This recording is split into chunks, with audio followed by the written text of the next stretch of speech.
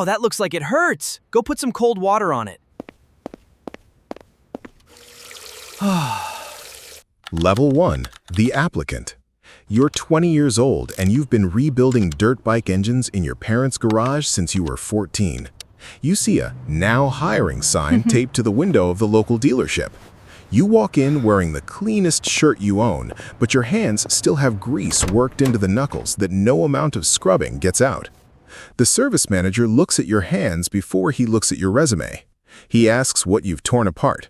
You tell him about the KLX 110 you rebuilt at 15, the four-wheeler transmission you fixed for a neighbor, the Harley top end you helped a buddy with. He doesn't care about your GPA. He cares whether you know the difference between a Torx bit and an Allen key without looking. He hands you a bolt and asks you to identify the thread pitch by eye. You get it wrong. He hires you anyway, for $14 an hour, to start in the back sweeping floors and organizing the parts room. Your life just changed, though it doesn't feel like it yet. Level 2. The Lube Tech.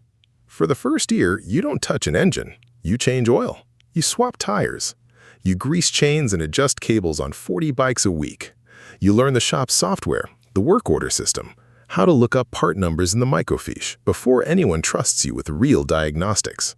You buy your first toolbox on a Snap-on truck financing plan, $180 a month for the next 4 years, because the shop provides nothing and every tech buys his own tools. You start with $3,000 in tool debt before you've earned your first real paycheck bonus. You watch the senior techs work, and you ask questions between jobs. You burn your forearm on an exhaust pipe your first month, a scar you'll have forever. You learn that a motorcycle running is quieter than a motorcycle broken, and broken is normal, and broken is the job. You enroll in night classes for your first manufacturer certification. You study electrical diagrams until midnight after 10-hour shifts. 18 months in, you take the written and hands-on exam. You pass. You're not a lube tech anymore. Level 3. The Certified Technician.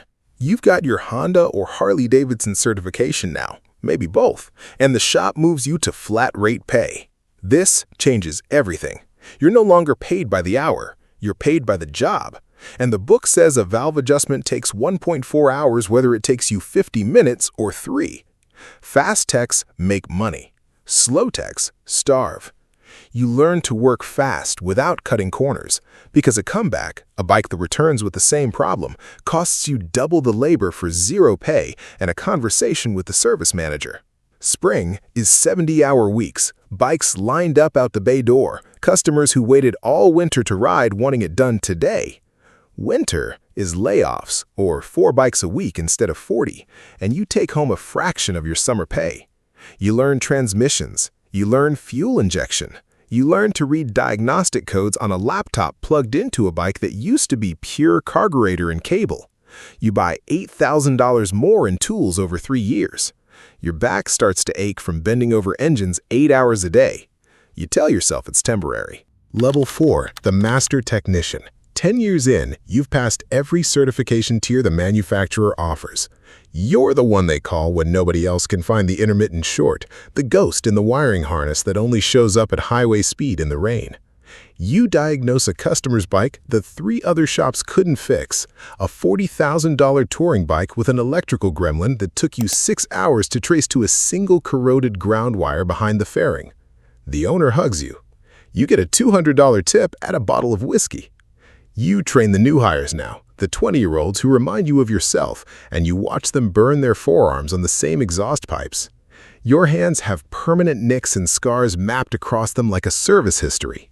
You've had 3 cuts requiring stitches, 1 broken finger from a chain that snapped under tension, and hearing loss in your left ear from a decade of engines revving 6 inches from your head. The doctor says it's mild. You believe him because you have to. Level 5. The Lead Technician. The shop puts you above the other techs without a title change and the pay that matches the responsibility. You're the one who decides which jobs go to which mechanic based on skill level. You catch the mistakes before they leave the shop, the missed torque spec, the forgotten cotter pin, the drain plug not properly seated that will dump 5 quarts of oil on a customer's driveway 40 miles from here.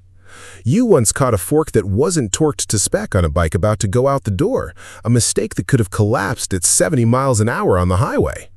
Nobody outside the shop ever knows how close that call was.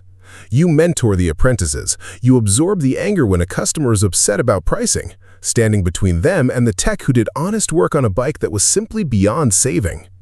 You start thinking about what's next, because turning wrenches forever isn't sustainable on a body that's already breaking down in your 30s. Level 6, the shop foreman. You've traded the lift for a clipboard, mostly. You still jump on the hardest jobs, the engine rebuilds nobody else wants, but your real job now is flow. 15 bikes in the shop on a Tuesday, 4 technicians, and you decide who does what and in what order so the shop hits its labor targets for the month. You deal with parts delays, back-ordered gaskets that push a 2-day job into a 2-week wait, and customers calling daily asking why their bike isn't ready. You handle warranty claims, the paperwork proving to the manufacturer that a failed engine wasn't caused by the owner's negligence, because if you get that wrong, the shop eats the cost instead of the manufacturer. You catch a tech skimming time on the clock, padding hours on easy jobs, and you have to write him up. You used to be the guy getting written up. Now you're the guy writing it. It doesn't feel as good as you thought it would. Level 7, the service manager. You're off the floor almost entirely now, in an office with a window looking out over the bays instead of a lift.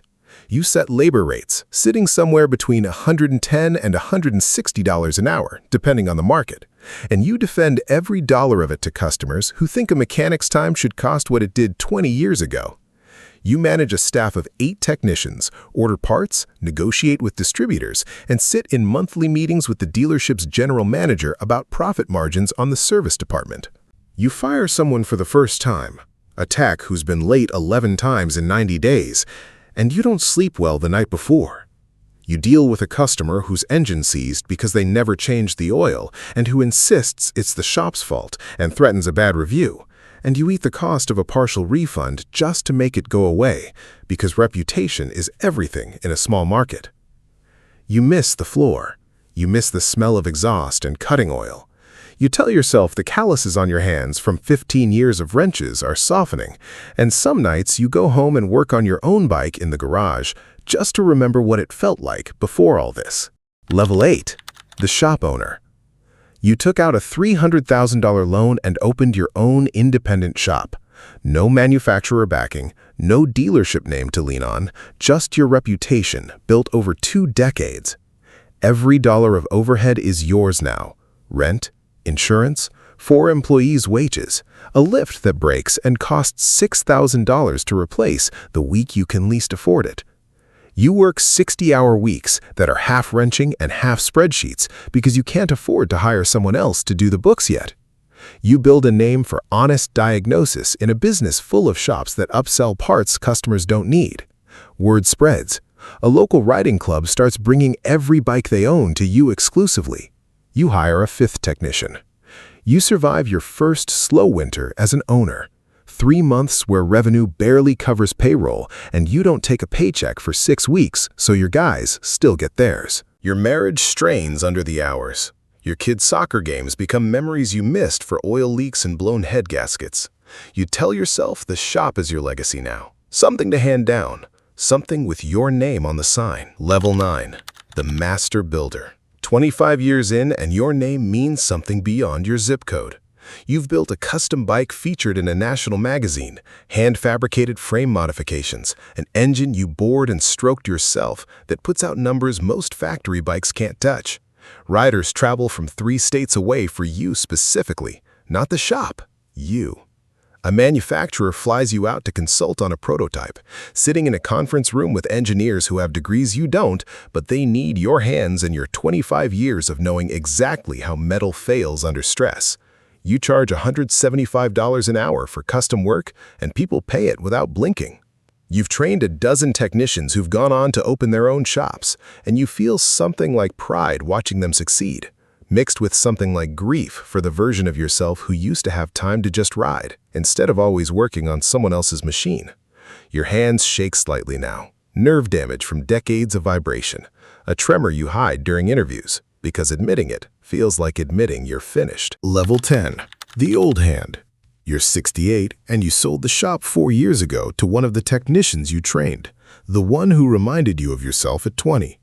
You still go in on Fridays, unofficially, unpaid, because the quiet of your own garage doesn't fill the space the shop used to fill.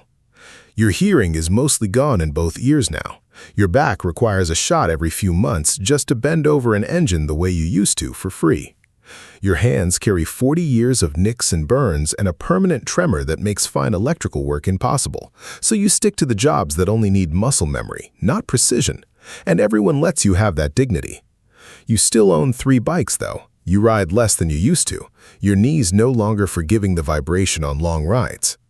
You think about all the engines that pass through your hands, thousands of them, each one somebody's freedom, somebody's Sunday, somebody's father's bike restored for a grandson who never got to meet him.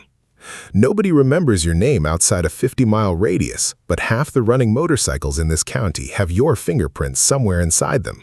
In a gasket you seated, a torque spec you hid, a wire you soldered at 2 in the morning to get someone's bike ready for a funeral procession the next day. And somewhere right now, a 20-year-old is walking into a dealership with grease under his fingernails, asking about the now hiring sign in the window, with no idea what he's about to give the next 40 years of his life to.